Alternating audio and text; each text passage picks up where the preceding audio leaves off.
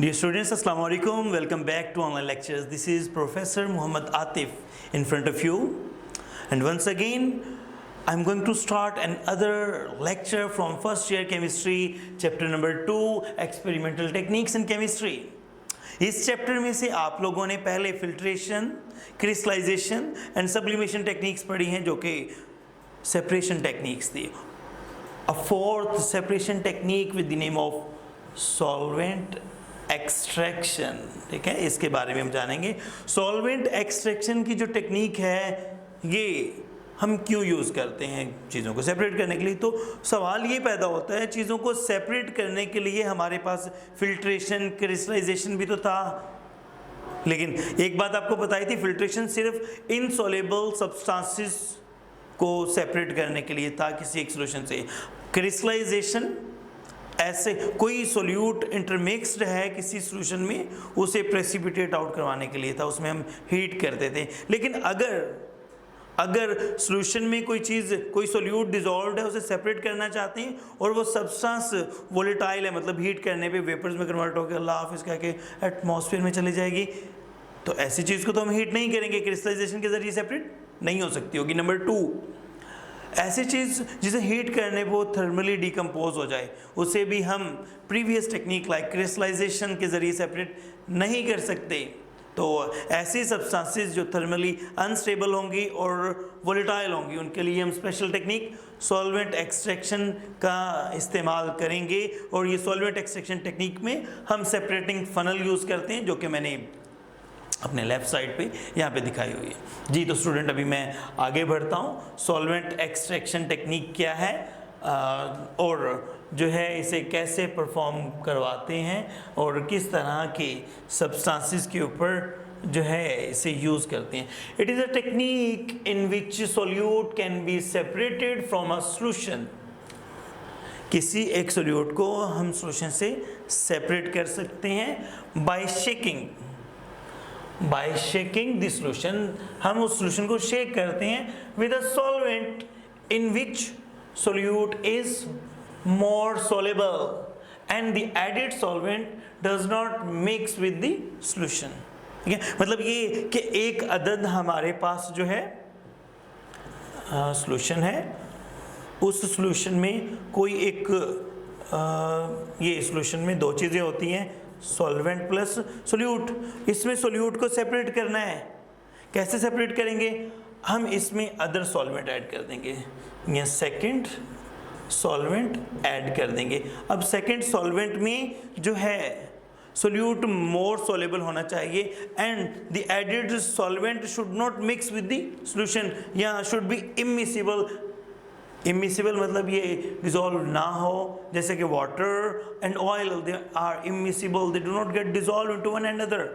Petrol and water that also do not get mixed. तो ये solution से जब हमने सोल्यूट सेपरेट करना है तो उसके लिए हम क्या करेंगे, उसमें सेकंड सॉल्वेंट ऐड करेंगे. सेकंड सॉल्वेंट ऐसा होगा कि जिसमें जो सोल्यूट है उसकी सोल्युबिलिटी ज़्यादा हो, और जो सेकंड सॉल्वेंट है that do not get mixed और do not get dissolve with the solution.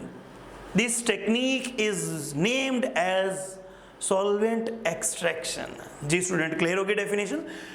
A technique in which solute can be separated from a solution by shaking the solution with a solvent in which solute is more soluble and the added solvent does not mix with the solution. This technique is called solvent extraction. Number 2, इसकी importance क्या है? Importance मतलब इसके uses या कहाँ apply होता है. Use to separate the products of organic synthesis.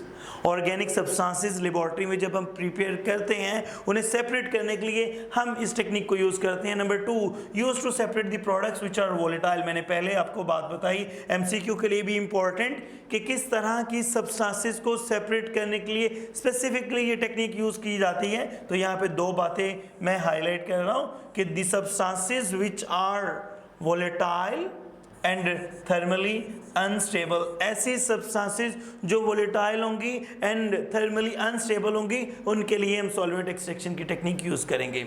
अच्छा, एक और बात इसमें याद रखनी है, रिपीटेड एक्सट्रैक्शन. ये नहीं कि एक ही दफ़ा में सारा का सारा सेकंड सॉल्वेंट इसमें डाला और इसे हमने सेपरेटिंग फनल में डाल के शेक किया, शेक करने के बाद उन्हें अलग-अलग कर लिया। ऐसा नहीं करेंगे, सिंगल एक्सट्रैक्शन हम नहीं करेंगे।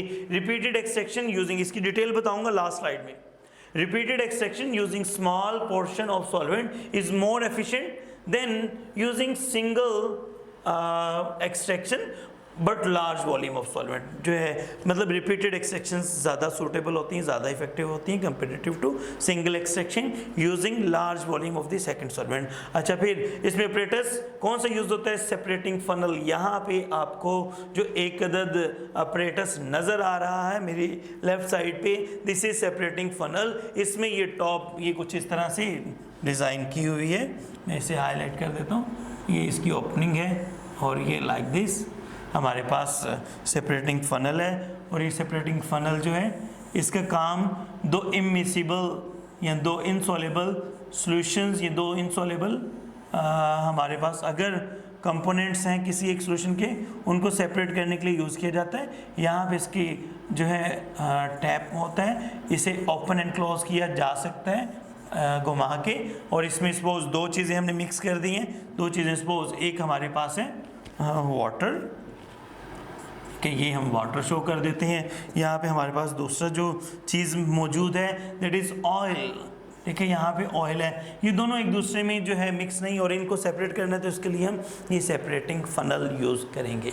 ठीक है, डेफिनेशन बता दी मैंने, कुछ इसके इंपॉर्टेंट पॉइंट्स बता दिए कि किस तरह की चीज़ें जो है सेपरेट करने के लिए इसे यूज़ करेंगे। तीसरी बात मैंने बताया कि इसमें ऑपरेटर्स कौन सा यूज़ करेंगे। आगे चलता हूँ स्टूडेंट्स कि कैसे इसे परफॉर्म कर सकते हैं। तो इसकी परफॉर्मेंस के दरमियान या इसको परफॉर्म करते हुए जो लॉ ओबे होता है that is called distribution law.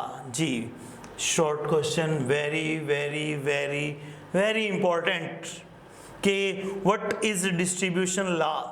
ठीक है, डिस्ट्रीब्यूशन लॉ क्या है या डिस्ट्रीब्यूशन लॉ का अदर नेम क्या है, मैंने यहाँ पे इकट्ठा लिख दिया है डिस्ट्रीब्यूशन लॉ, या फिर इसी का दूसरा नाम मैंने लिखा है यहाँ पे पार्टीशन लॉ। डिस्ट्रीब्यूशन लॉ या पार्टीशन लॉ प्रीवियस बोर्ड में as a short question 9 time repeated है। It mean it is very very very very important as a short question। ठीक है, डिस्ट्रीब्यूशन लॉ क्या कहता है? Distribution law states that a solute distribute itself between two immiscible layers।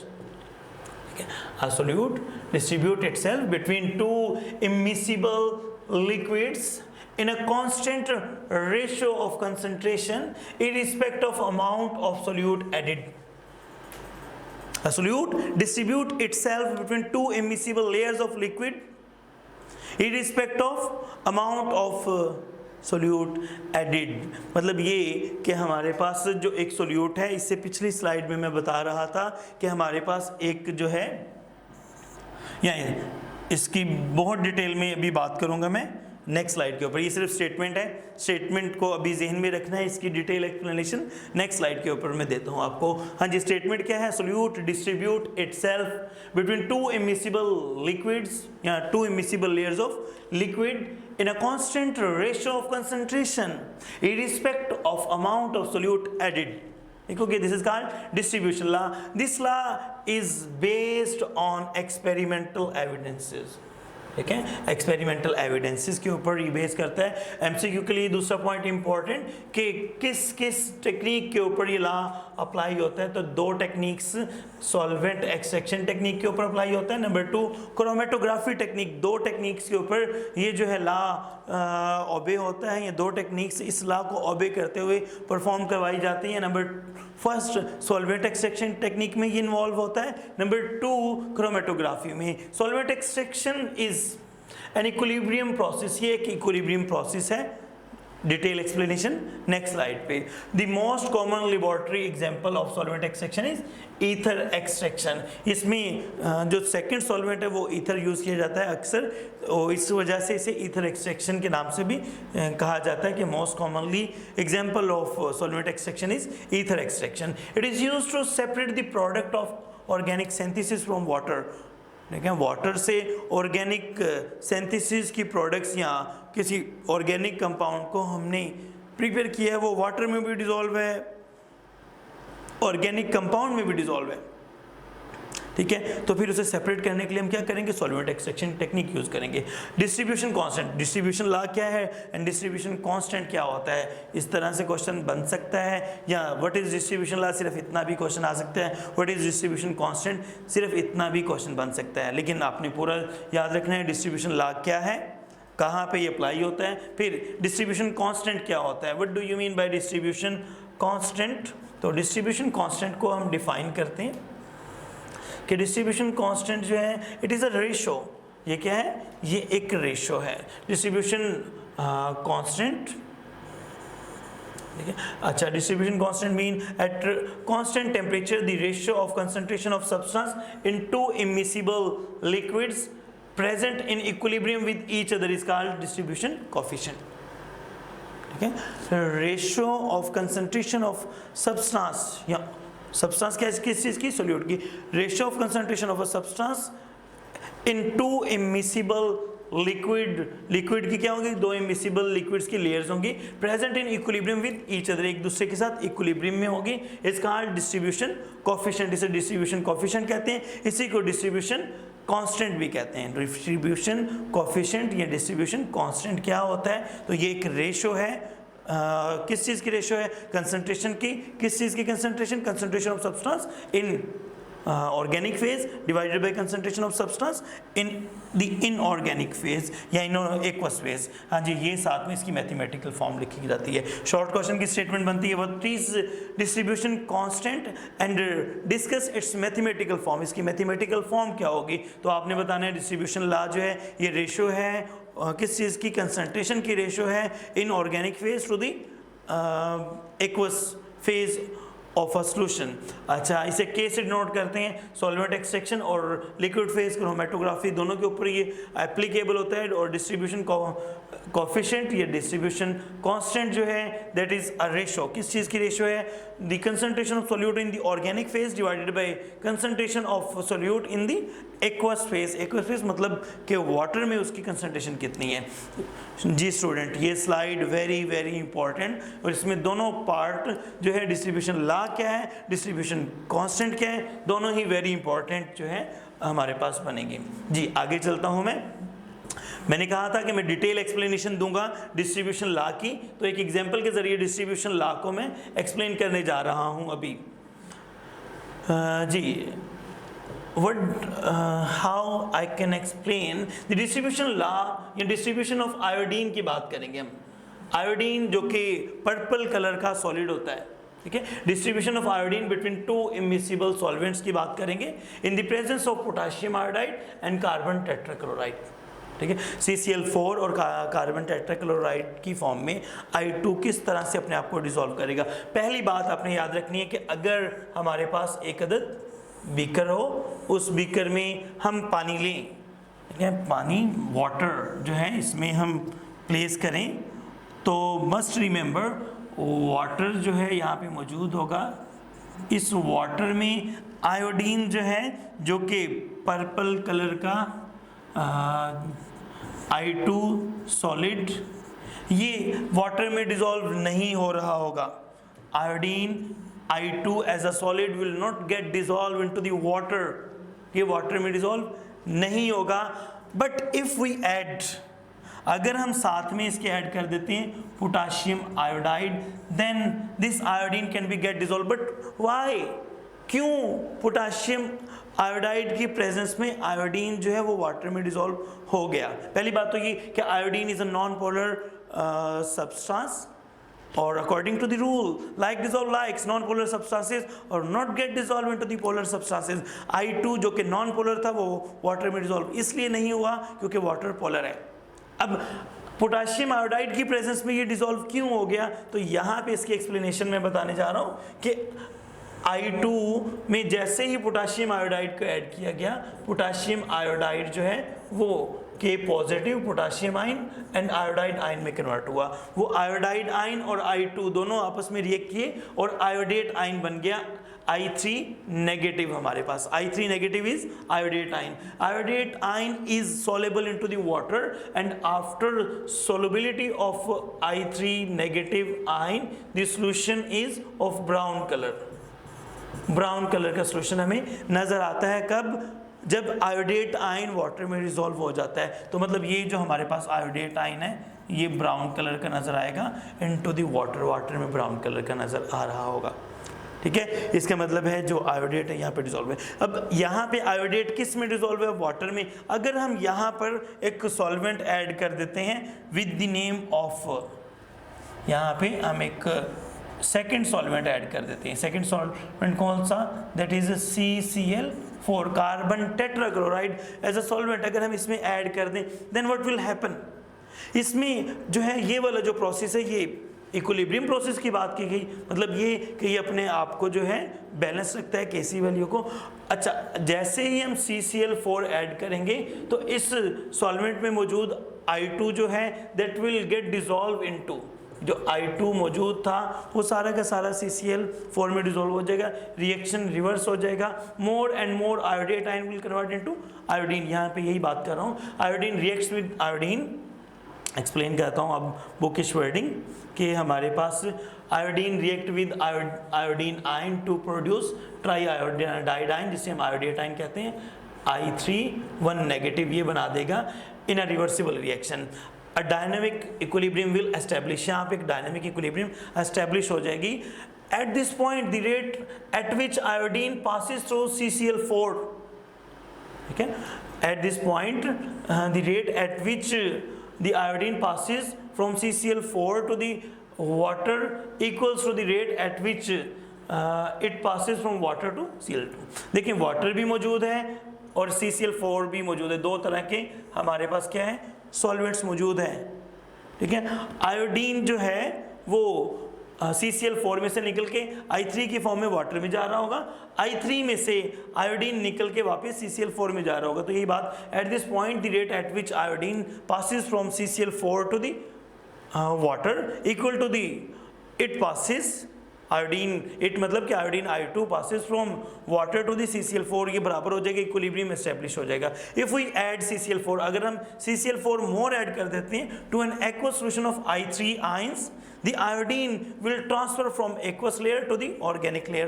Iodine aqueous layer से iodine की layer में shift हो जाएगा मजीद CCl4 ऐड करने से, और ब्राउन कलर खत्म हो जाएगा और जो कलर है वो पर्पल कलर ऑफ I2 जो है वो अपीयर होना शुरू हो जाएगा। As a result the brown colour of the triiodate ion fades and the purple colour of free molecule appears in the organic phase. जी, give example of distribution law, तो आप ये बताएंगे कि फिर क्वेश्चन ये भी बन सकता है कि why the brown colour of I3 negative ion which is dissolve into the water in the presence of Ki will changes to the purple color when we add CCl4। CCl4 के add करने से brown colour of iodate ion solution in water जो है वो क्यों turn हो जाता है इनटू द पर्पल? तो आपने बताना है कि जैसे ही CCl4 ऐड करेंगे water passes from iodate ion passes from water to the CCl4 layer, and as it convert from I3 to the I2 its color changes। ये आप एक्सप्लेन करेंगे। जी, लास्ट पॉइंट हमारे पास इसके बाद लास्ट स्लाइड हमारे पास आएगी, ether extraction. अगर इस एक्सट्रैक्शन के प्रोसेस में हम सॉल्वेंट ईथर यूज करते हैं, ether extraction is a commonly used laboratory solvent extraction. It is use to separate the organic compounds. इसमें जो है aqueous solution containing organic compound, इसे शेक कर दिया जाता है विद ईथर। हम क्या करते हैं, हमारे पास जो है एक सॉल्यूशन है, उस सॉल्यूशन में से हमने ऑर्गेनिक सब्सटेंस को सेपरेट करना है, तो हम क्या करेंगे, पहले उस सॉल्यूशन को उठाकर इस सेपरेटिंग फनल में जो है डाल देंगे।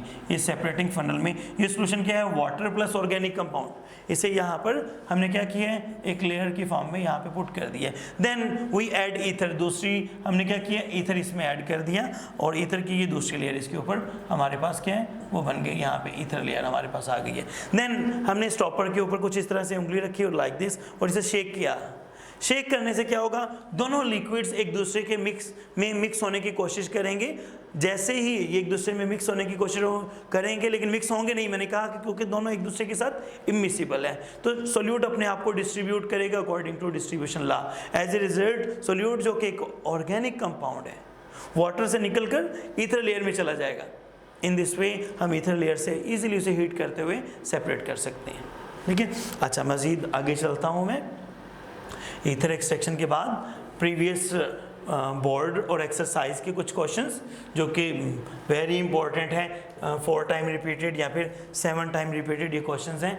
प्रीवियस बोर्ड का एक क्वेश्चन और एक्सरसाइज का भी क्वेश्चन है ये, ठीक है। क्वेश्चन ये प्रीवियस बोर्ड में एक्सरसाइज क्वेश्चन नंबर 8 जो बार बार रिपीटेड है। In solvent extraction technique repeated extraction using small portion of solvent are more efficient than using single extraction. Repeated extraction क्यों ज़्यादा यूजफुल है? तो छोटी सी एक स्टेटमेंट के using large amount of solvent a little amount of solute is extracted out and this is less efficient, ठीक है। Repeated extraction जो है उसकी बाद में करता हूँ। पहले सिंगल एक्सट्रैक्शन में हम सारा का सारा सेकंड सॉल्वेंट जो ऐड करना था वो एक ही दफ़ा में ऐड कर लेते हैं। उस सोल्यूट ने डिस्ट्रीब्यूट करना है अपने आप को, कुछ जो है वो ऑलरेडी प्रेजेंट जैसे एक्वस लेयर थी उसमें रह जाएगा और कुछ एडिड हमारे पास सपोज ईथर है उसमें आ जाएगा, लेकिन कुछ अमाउंट जो हमारी वेस्ट हो जाएगी। Less amount of solute can be extracted by using single extraction.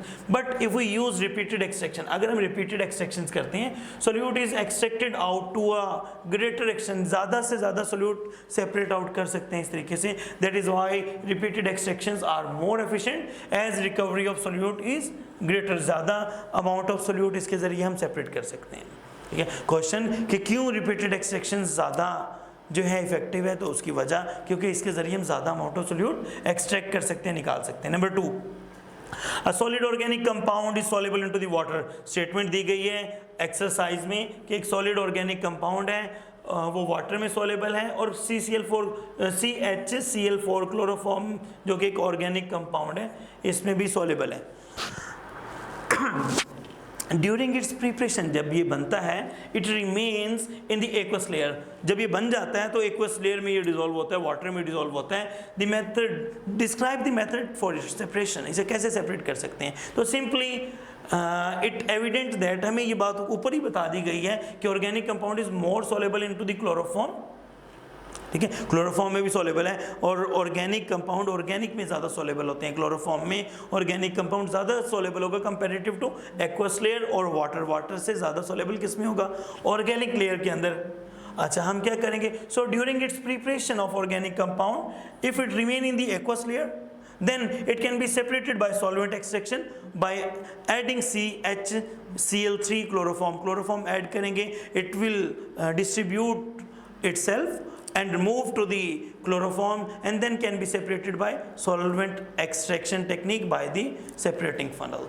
जी तो स्टूडेंट, ये था हमारा आज का टॉपिक अबाउट सॉल्वेंट एक्सट्रैक्शन, जिसमें हमने ये देखा कि अगर सोल्यूट जो है वो थर्मली अनस्टेबल है या फिर वोलेटाइल है तो उसके लिए हम कैसे उसे सेपरेट कर सकते हैं, ये कौन सी टेक्निक यूज़ करेंगे? तो मैंने बताया हम सॉल्वेंट एक्सट्रैक्शन टेक्निक यूज़ करेंगे। इंशाल्लाह will see you in the next lecture with a new topic. तब तक के लिए इजाज़त। Keep smiling, stay blessed. अल्लाह हाफिज़ स्टूडेंट्स।